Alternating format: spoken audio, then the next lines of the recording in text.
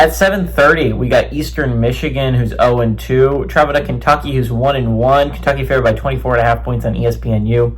Noah Kim for the Eagles, gone 41-63, thrown for 437 yards, 3 touchdowns, 0 interceptions. Dante McMillan has had 17 carries for 136 yards and a touchdown, and Terry Lockett Jr. has had 13 catches for 140 yards. Zach Calzada has gone 25-53, thrown for 234 yards, 0 touchdowns, 1 interception. They're doing a quarterback switch this week for Kentucky, so we'll see if they get better on that front. Dante Dowdle has had 28 carries for 185 yards and a touchdown, and Jamari Macklin has had 3 catches for 67 yards. Kentucky is 2-0 against the Eagles all time. That's obviously 2-game win streak from 2017 and 2019. Eastern Michigan did play them close once, a one-possession football game. Obviously, Kentucky ended up winning that.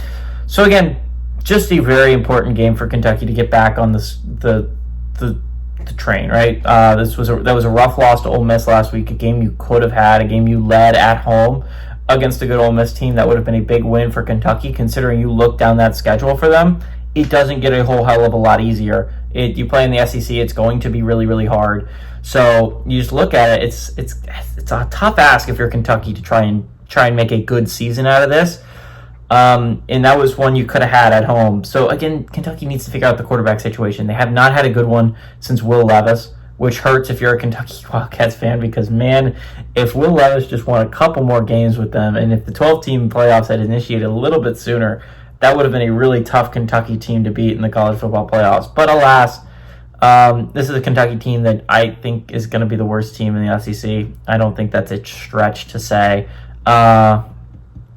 Yeah, I mean, there's not a lot of unranked SEC teams. Kentucky is one of them, and they're coming off a loss to Ole Miss. A tough loss, a game that they could have had. I will give them that.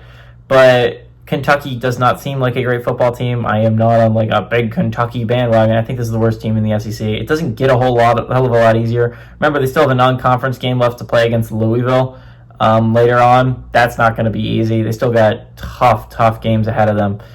But all that being said, Eastern Michigan is a bad football team. This is an Eastern Michigan team that lost to Long Island University. The team we were all clowning on for playing Florida went on the road and beat a group of 5 football team, which I understand it's not the same level, but like still Eastern Michigan is bad enough that LIU beat them, and it was pretty handily.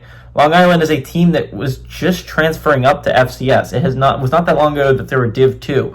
So again, Eastern Michigan looks like one of the worst teams in Group of 5 this year, which is a something to say, because UMass looked bad. Eastern Michigan is not a good football team. Kentucky is a mediocre football team, a bad football team in the SEC, but a mediocre football team overall. And this is a good get-right game for Kentucky. Give me the Wildcats to win and the Wildcats to cover at home.